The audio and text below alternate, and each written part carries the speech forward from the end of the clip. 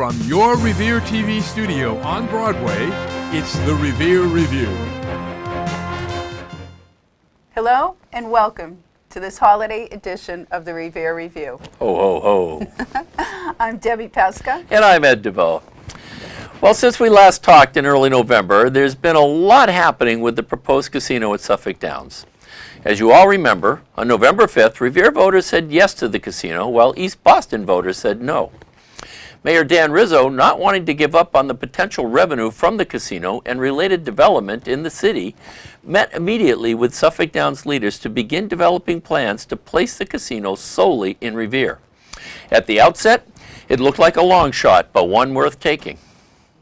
The first challenge that Revere and Suffolk Downs faced was convincing the State Gaming Commission that they could still stay in the game. Revere, making its case, said that wording on the ballot proposal and voting results showed that Revere residents overwhelmingly approved a casino off of Winthrop Ave. This wording was a key to their case that Revere and Suffolk Downs had planned all along for the contingency that East Boston would say no. After 3 hearings, the Commission voted to allow Revere and Suffolk to continue with planning for a Revere-only casino and directed the city to hold another citywide referendum in February. In addition to trying to stay in the game, Suffolk Downs still had to come up with someone to run the gaming operation and ended up selecting Mohegan's son. However, Mohegan's involvement is going to be substantially more than just running the gambling floor.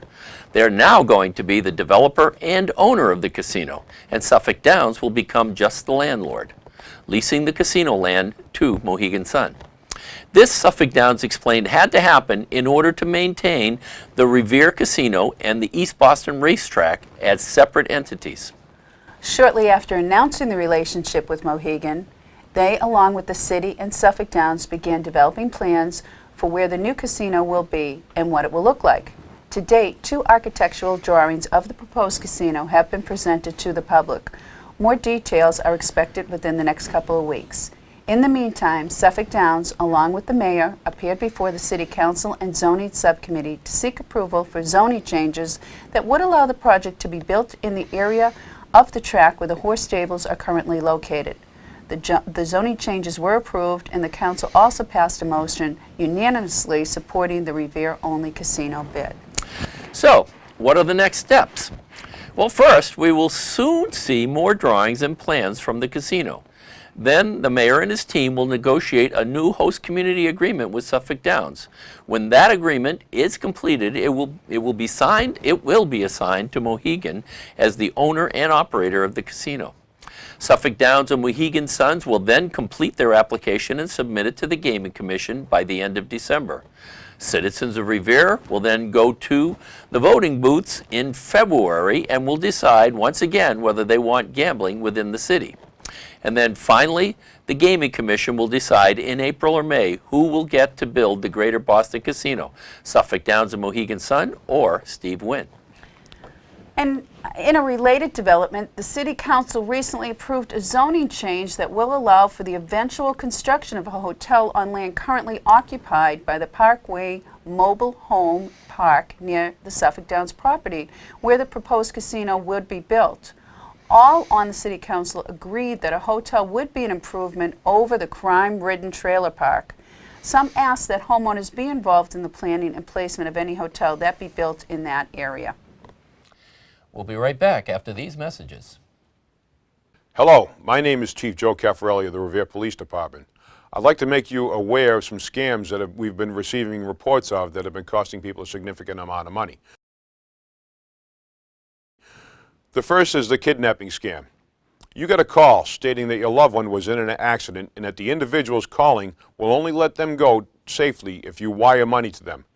These people calling will have enough information about your loved one that will make you believe it's for real. Fortunately, your loved one most likely has not been kidnapped.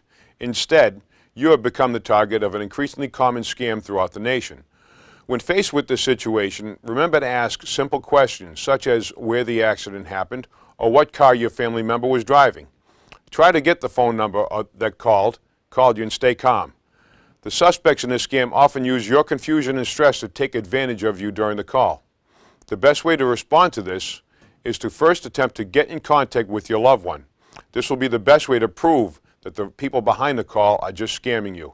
If you are unable to get in contact with them, call the Revere Police Department at 781-284-1212, extension 0, and go over the call you received with as much detail as possible.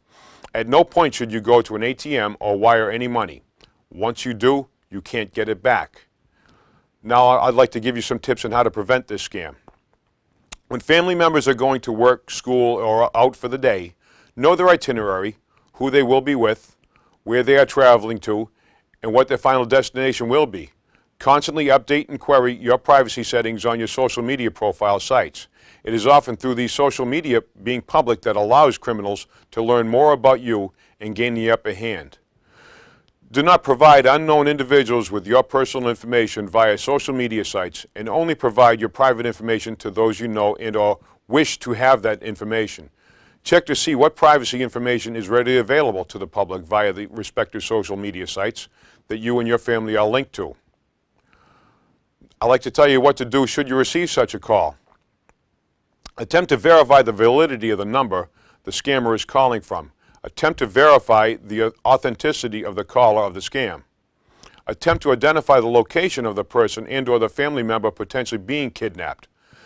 Police can always check this area for an accident. Notify your local police immediately.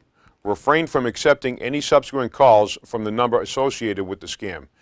Ensure you ask specific questions if you are contacted by the party in association with the scam about the suspected hostage. If there is a lack of specific information by the scammer, this may prompt the scammer to end the conversation. Record the telephone number the suspected kidnapper and or the suspect scammer is calling from. Save any text messages and or photographs the suspect kidnapper and or scammer is calling from. Do not panic. Think with a clear head and provide the proper information to the Revere Police Department so that we can conduct an investigation. Be aware of phone spoofing, in which suspect scammers call from his or her telephone, however, has spoofed or masked his or her real telephone number with another telephone number that appears as such on your telephone.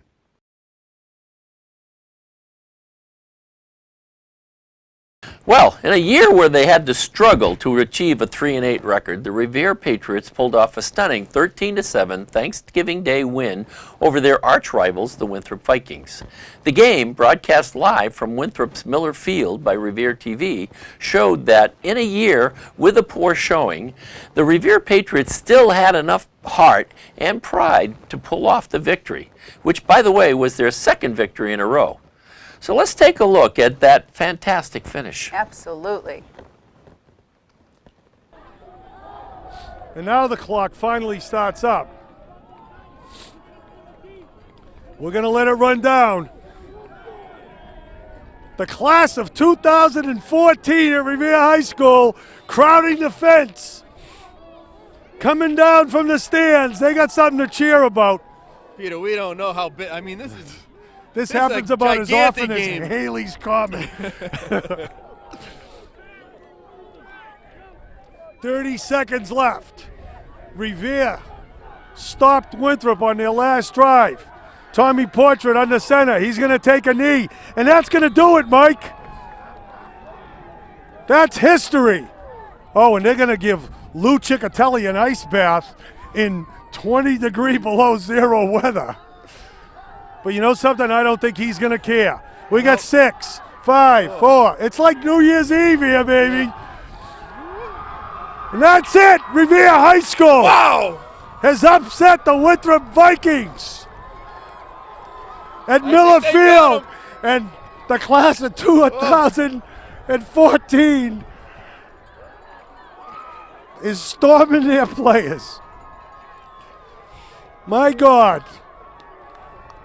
Winthrop's waiting to have their hands shook, but you know something? I'm not sure that's going to happen. Tommy Portrait.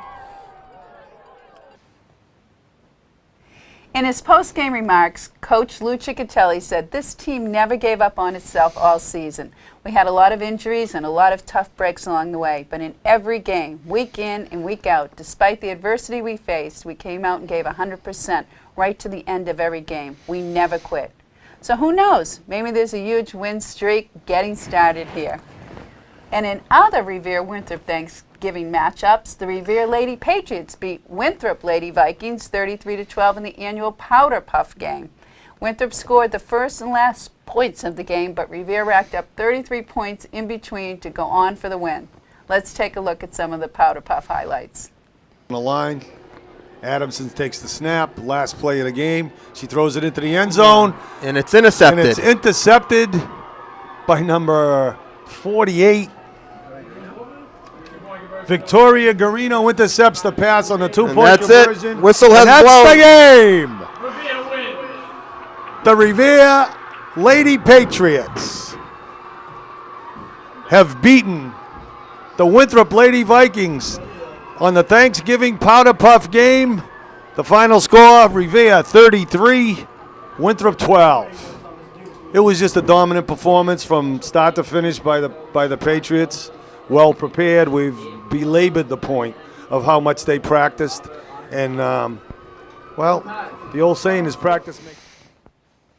And it was great to watch that game. I wasn't able to be here to see it live. I was down in Plymouth, so I was able to go on the internet and watch the game live. I cooked and watched Revere the game. TV, so. What a great game. Yeah. Revere played their best defense I've seen all year, and Yeah. Tommy Portrait did a great job. What a great game. Yeah, yeah. Really So, great and entertainment. hopefully this will be the start of a roll for them for next season, a new stadium, new year, and maybe a whole new look for the team. So we'll see where it Absolutely. goes. Well, in almost any special event you attend these days in the city, you may happen to see some very young people in military dress helping out with the preparations and providing the color guard. These people are actually Revere High students who are participating in the Revere High Junior ROTC program.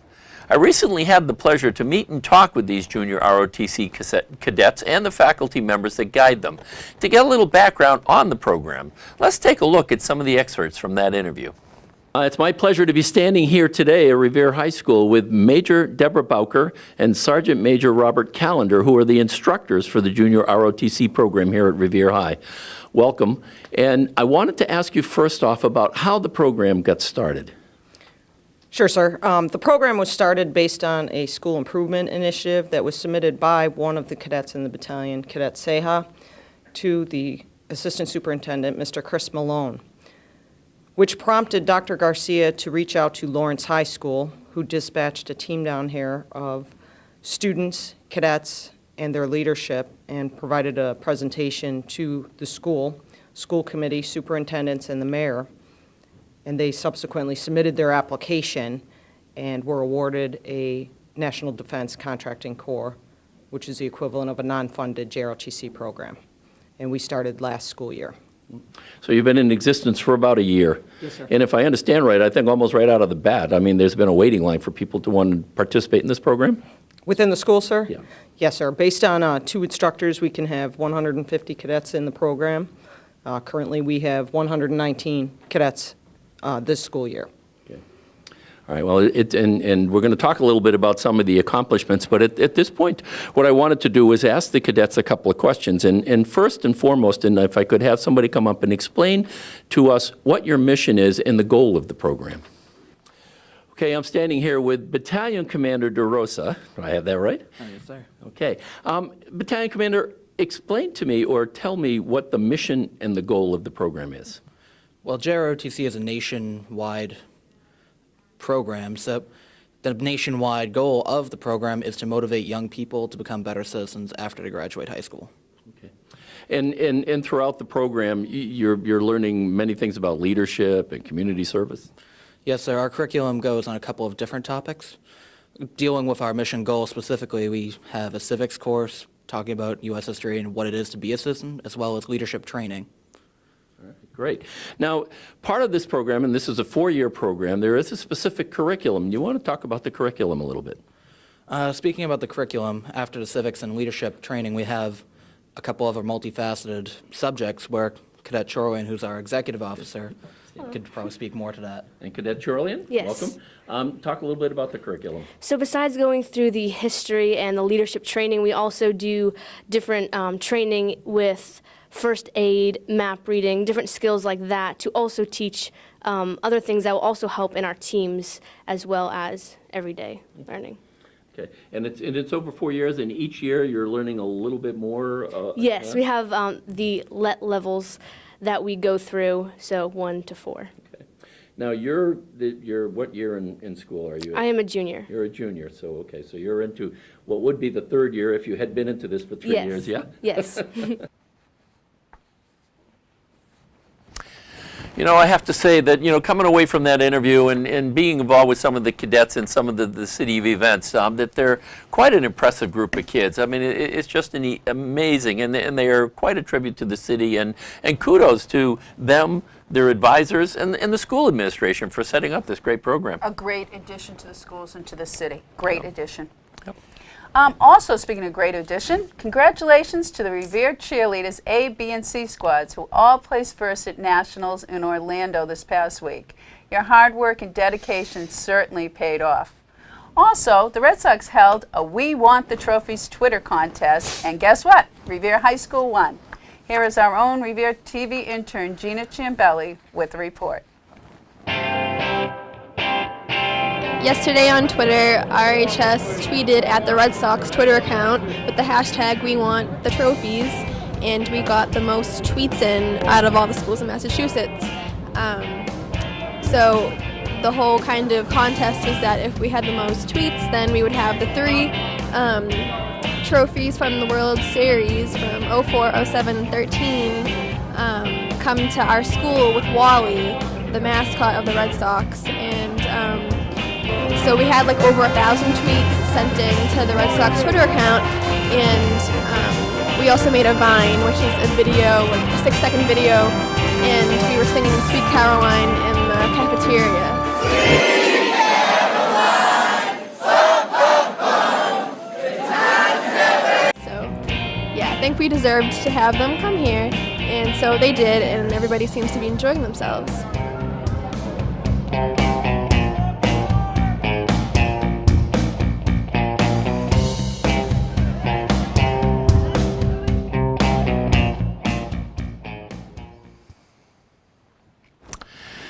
Well, it's the season for celebrations with tree lightings and Santa appearances all over the city. In one of his, or should I say their, first appearances, Broadway was treated to a whole bunch of Santas participating in this year's Santa Run held on Sunday, December 1st. Then on Thursday, December 5th, Santa arrived at the soon-to-be-replaced Harry Delarusso Stadium. Though he wasn't able to land his helicopter at the field, the crowd was treated to live updates, sponsored by Revere TV, as he flew from the North Pole. Let's take a look at that. Ho, ho, ho. Hello, Revere. This is my final update. I am very close and will be approaching and be on the ground shortly. Looking forward to meeting all the good boys and girls of Revere, participating in the parade and helping Mayor Dan Rizzo put on the lights at City Hall.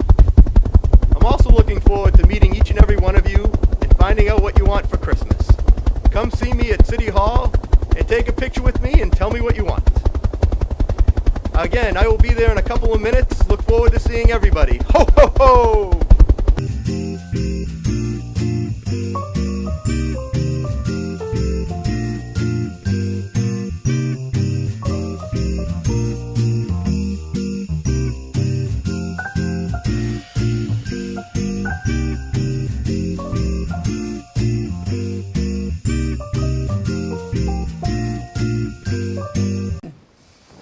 A few days later, Santa was back in action at the other end of Revere, helping Beachmont celebrate their 3rd annual Christmas tree lighting celebration on Sunday, December 8th. Once again, a huge crowd was present to say hi to Santa and Mrs. Claus, sing Christmas carols, and enjoy some hot chocolate. It was another great night and a great time for all in attendance. Again, let's take a look at Santa in that video. Tonight is if we light the great Beachmont Christmas tree. All right, let's count down. Ready? 10, 9, 8, 7, 6, 5, 4, 3, 2, 1. Merry Christmas! Oh, look at this!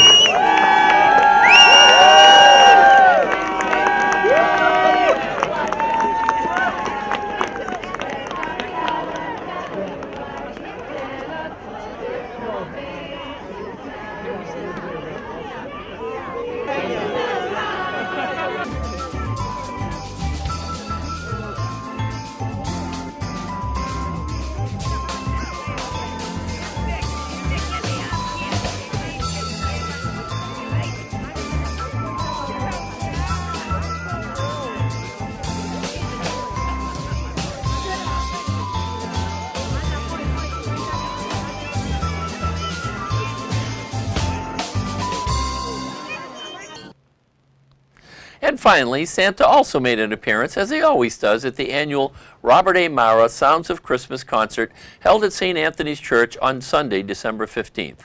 Once again, he, along with the North Shore Philharmonic, delighted those in attendance, and a special bonus from the event was the large amount of canned goods collected for the Greater Boston Food Pantry. Let's take a look at some of the video from that event.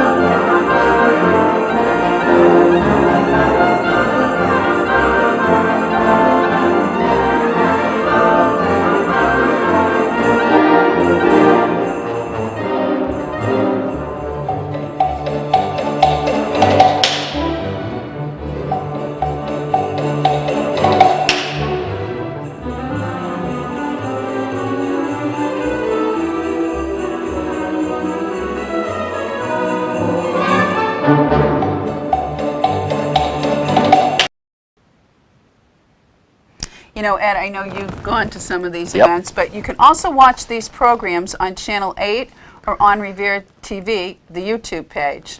Yeah. So now, Santa's off to the North Pole to make final preparations and to rest up for what's going to be a long night on December 25th. Well, I guess that does it for us for this year, Yeah. this holiday. So we want to wish you all a very Merry Christmas, a Happy New Year, and take care.